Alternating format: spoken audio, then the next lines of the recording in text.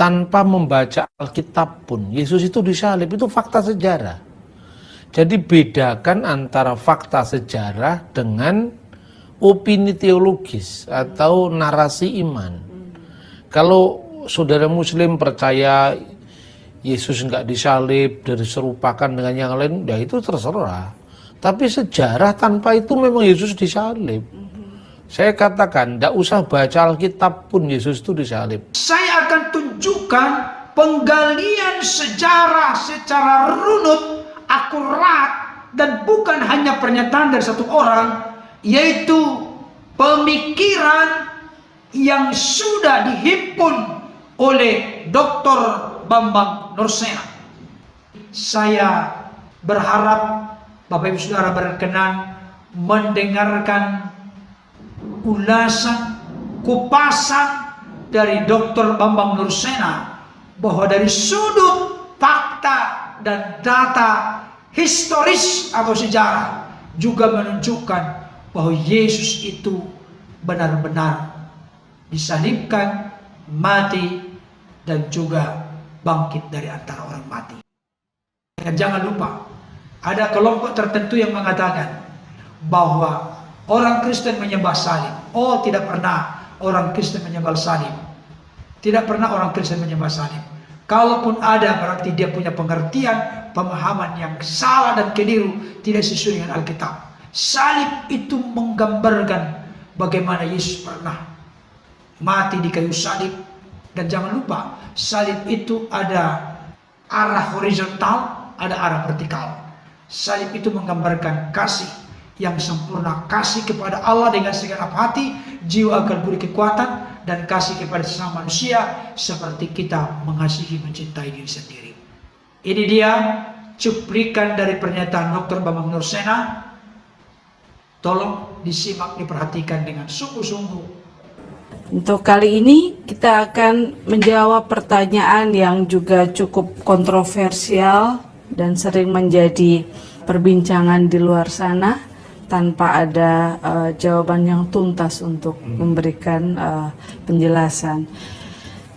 Pertanyaan datang dari Erpansi yang menuliskan, menurut Al-Quran, Yesus tidak disalib, tapi yang disalib itu orang yang diserupakan dengan Nabi Isa.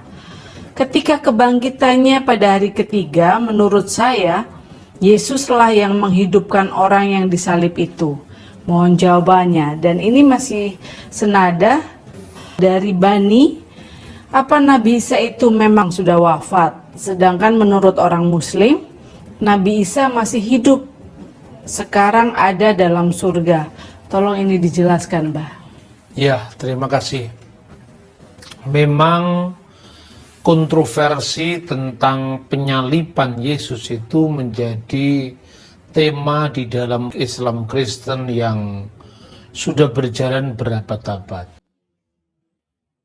Tetapi sesungguhnya harus dikelirkan ya, bahwa itu sebetulnya problematik Islam.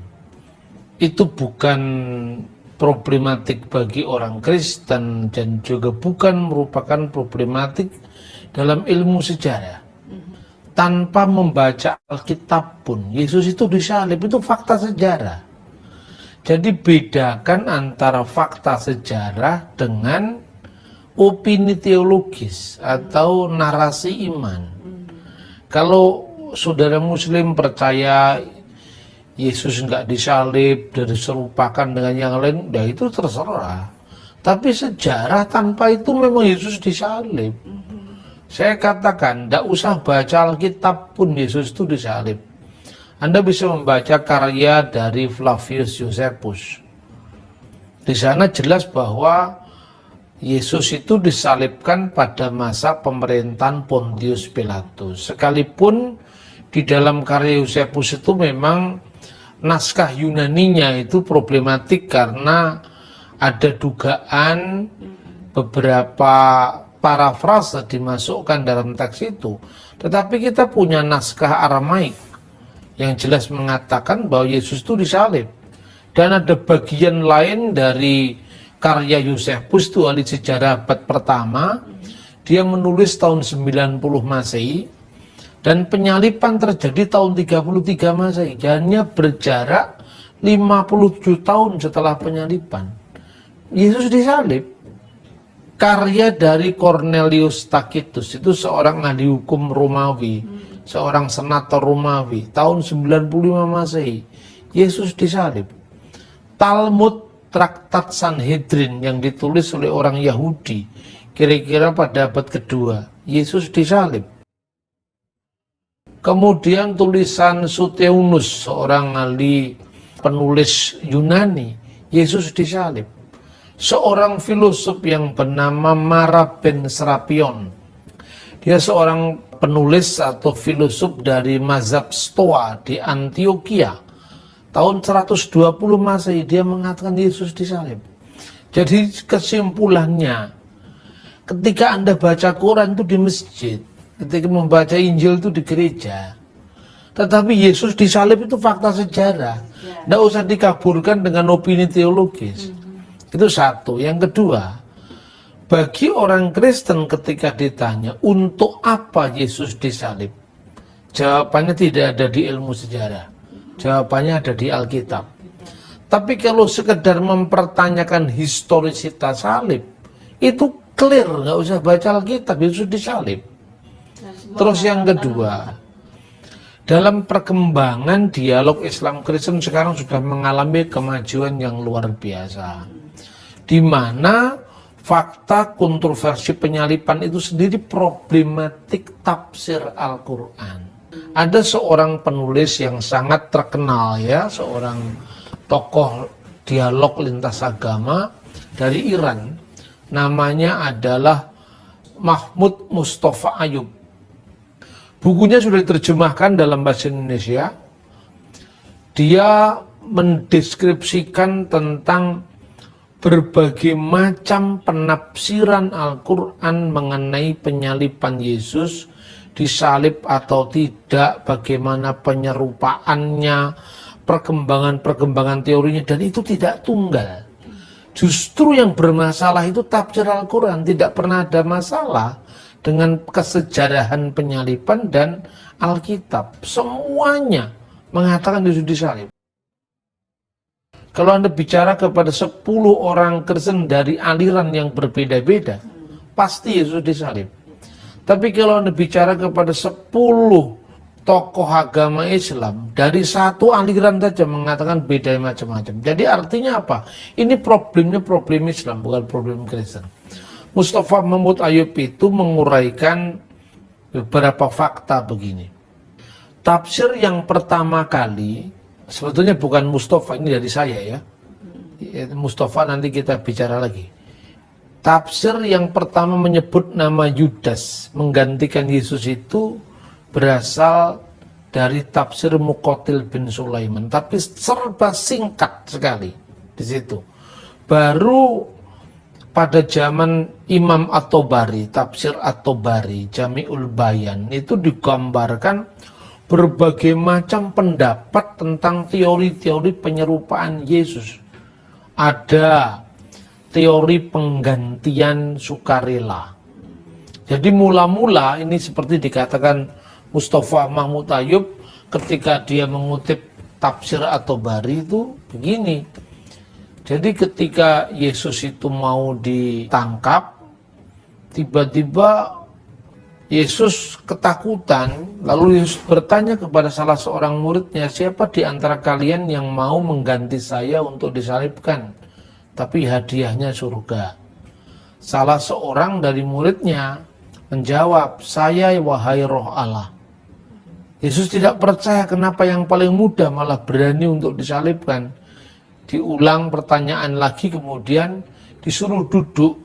Waktu duduk itulah murid yang paling muda tadi wajahnya tiba-tiba mirip dengan Yesus, dan Yesus naik ke langit lewat atap rumah. Tidak disebutkan namanya. Itu teori yang pertama. Kemudian muncul siapa yang diserupakan? Satu orang atau banyak orang? Sebab ayatnya Al-Quran sendiri memang sebetulnya itu kan debatable. Dia memiliki makna yang banyak. Itu kan dikatakan di dalam salah satu Al-Quran, surah Al-Quran, yaitu An-Nisa 157. Wa qaulihim, dan kata-kata mereka ini maksudnya orang Yahudi, inna khotalnal masih Isa ba'na Maryam Rasulullah, sesungguhnya kami, kata jamak, telah membunuh Al-Masih Isa putra Maryam Rasul Allah itu. Wa ma qataluhu wa ma sholabuhu walakin subihalahum.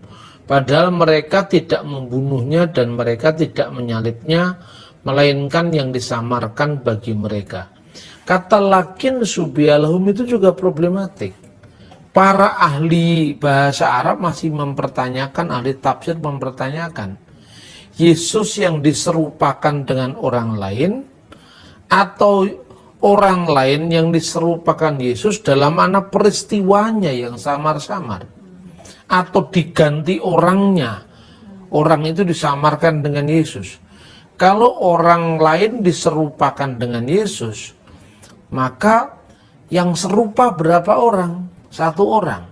Kenapa disebut subihalahum? Kata lahum itu kan jamak, bagi mereka. Kenapa bukan subihalahu? Imam At-Tabari sendiri dalam tafsirnya Jami'ul Bayan menganut teori yang diserupakan itu banyak orang. Jadi waktu para tentara itu mau menangkap Yesus, tiba-tiba wajahnya semua mirip dengan Yesus. Lalu mereka marah dan mengatakan, Yesus, jangan kalian menyihir kami, katanya. Tunjukkan dirimu yang mana, kira-kira seperti itu. Nah, itu juga ada teori yang seperti itu. Kemudian berkaitan dengan yang namanya teori keadilan dalam Islam, khususnya ketika muncul mazhab Mu'tazilah pada zaman klasik itu, lalu mereka mempertanyakan, apapun alasannya, masa Isa Nabi kok malah takut? Takut kemudian muridnya malah pemberani-berani disalibkan. Apa itu sifat seorang nabi? Yang kedua, apapun alasannya, masa Tuhan menipu? Berabad-abad kemudian pada zaman Nabi Muhammad baru disingkapkan ternyata orang lain yang disalib. Itu tidak cocok dengan tuntutan keadilan ilahi. Lalu muncul teori baru yang namanya teori, ada dua. Pertama, teori penggantian sesuatu. Jadi yang disalibkan itu sesuatu yang mirip Yesus, tetapi sesuatu itu bukan orang. Maka dalam tafsir Tabari itu dikatakan, fasalabu masubihalahum, maka telah disalibkan sesuatu yang serupa dengan mereka, yang diserupakan bagi mereka. Ini mirip sekali dengan teori doketisme yang muncul di abad-abad permulaan gereja ya, dan pernah ditemukan satu dokumen Nag Hammadi di Mesir, satu buku yang namanya Hikayat Set Agung. Dikatakan yang nyaris dikorbankan, yang nyaris disalibkan itu Simon dari Kirene. Yesus itu tidak real, dia tidak merupakan tubuh real, dan itu ditolak oleh Rasul Yohanes. Siapa roh Dajjal itu? Roh antikristus itu adalah mereka yang menyangkal Yesus telah datang sebagai manusia. Jadi yang disalibkan itu hanya bayangan. Bagaimana bayangan bisa disalib? Yesus mau-mau dia aja lah, mau jadi siapa, mau jadi Simon, mau jadi siapa, itu ada dalam naskah-naskah Gnostik. Jadi itu teori sesuatu, dan setelah sesuatu itu disalibkan, itu menurut tafsir At-Tabari, Yesus bertanya, mana orang yang mengkhianati saya dengan 30 keping dirham? Mestinya bukan dirham, karena dirham tidak ada di zaman Yesus itu. Mata uangnya shekel dan drakma. Dirham itu kemudian kan, dia telah gantung diri guru, telah gantung diri ya Nabi Allah. Tapi dia menyesal. Tuhan akan memperhitungkan penyesalannya. Di sini Judas belum masuk nominasi yang disalibkan. Baru kemudian muncul teori lagi yang namanya teori penggantian dengan hukuman. Jadi apa salahnya orang menggantikan dia? Oh cocok lah. karena ini pengkhianat, makanya ini wajib disalibkan karena itu ganjaran pada pengkhianatannya. Baru nama Yudas itu yang disalibkan. Ini tafsir, di Quran juga nggak ada. Terus yang kedua, ada teori dari kaum Syiah yang mengatakan bahwa orang-orang atau tentara yang mengejar Yesus itu namanya Titianus, Titiabus, Titanus katanya. Jadi 3 orang itu langsung wajahnya mirip dengan Yesus. Ini mungkin membayangkan Jenderal Titus yang menghancurkan Yerusalem tahun 70 Masehi. Dikaburkan namanya. Jadi sekali lagi, Al-Quran tidak pernah berbicara tentang penggantian di kayu salib, itu hanya tafsiran. Bahwa kalau dikatakan dirunut secara betul sejarahnya, ayat Al-Quran itu menurut Mahmud Yunus tidak bicara tentang masalah konflik Kristen Yahudi, tetapi ini konflik Yahudi Islam. Jadi orang Yahudi itu dengan sombongnya mengatakan kami telah membunuh Al-Masih Isa putra Maryam, seolah-olah sebagai suatu untuk mempreser Nabi Muhammad. Lalu kira-kira seperti menurut Mahmud Ayub, bahwa penyaliban Yesus itu bukan merupakan kemenangan bagi orang Yahudi, sebab peristiwanya yang disamarkan. Padahal mereka tidak membunuh dia, tidak menyalibkan dia. Memang yang nyalib Yesus kan bukan orang Yahudi, kan orang Romawi. Jadi betul yang dikatakan Al-Quran, ma qataluhu wa ma sholabuhu. Tidaklah mereka membunuh dia, tidaklah mereka menyalib dia, karena yang menyalib memang orang Romawi. Kalau orang Yahudi yang menghukum pasti dirajam batu. Penyaliban itu hanya ada di dalam pidana orang Romawi. Dan ini ayat-ayat Al-Quran yang lain pun juga sangat problematik karena multitafsir. Jadi janganlah kemudian Anda memakai sudut pandang Anda untuk menilai sejarah. Kalau menilai agama Anda sendiri boleh, tapi ini sejarah. Anda setuju atau tidak setuju itu faktanya memang tercatat dalam sejarah dunia. Saya pikir itu yang bisa saya sampaikan sehingga orang tidak menjadi salah dalam menginterpretasikan tentang penyaliban ini. Jadi betul ya kalau Yesus itu wafat. Memang wafat disalib. Tapi Yesus sekarang di surga apa tidak itu juga tafsiran. Sebab apa? Dalam sejumlah hadis memang ada yang mendukung bahwa sampai sekarang Nabi Isa itu di langit yang kedua dan pernah dijumpai oleh Nabi Muhammad waktu Isra Mi'raj. Tapi bagaimana membuktikannya, ini kan sebuah keyakinan, iya kan? Dan keyakinan itu sudah diceritakan aja di masjid ya, atau di ruang-ruang ibadah. Tapi ini kan ngomong sejarah, kan secara real memang Yesus itu disalib. Kalau kemudian tafsir itu masih membuka lebih dari satu makna, itu urusan tafsir, bukan urusan ilmu sejarah. Saya kira itu yang bisa saya sampaikan. Jadi ini satu lagi nih yang belum terjelaskan. Jadi kebangkitannya pada hari ketiga, penanya ini mengatakan itu adalah Yesus yang menghidupkan orang yang disalib itu. Lalu bagaimana ini? Mungkin pertanyaan itu dikaburkan dengan apa yang tercatat dalam Al-Quran, Yesus bisa menghidupkan orang mati. Tapi ketika si penanya mau mengopinikan sendiri, buktinya apa? Itu kan opini. Anda mesti mempelajari sejarah, dokumen-dokumen di abad yang sama, abad pertama, baru bisa menyimpulkan. Kalau sekedar pertanyaan, saya juga bisa bikin pertanyaan. Orang-orang di Pojok Purwokerto atau Blitar sana juga bikin pertanyaan, oh rupanya yang menghidupkan Yesus atau Yesus menghidupkan orang lain yang lagi jualan sayur, itu kan juga bisa. Tapi itu kan semua spekulasi gitu loh. Tidak bisa, antara sejarah dengan opini teologis itu dibedakan. Kita ini ngomong fakta sejarah. Anda percaya Yesus, tidak percaya Yesus itu bukan masalah, itu orang keyakinan.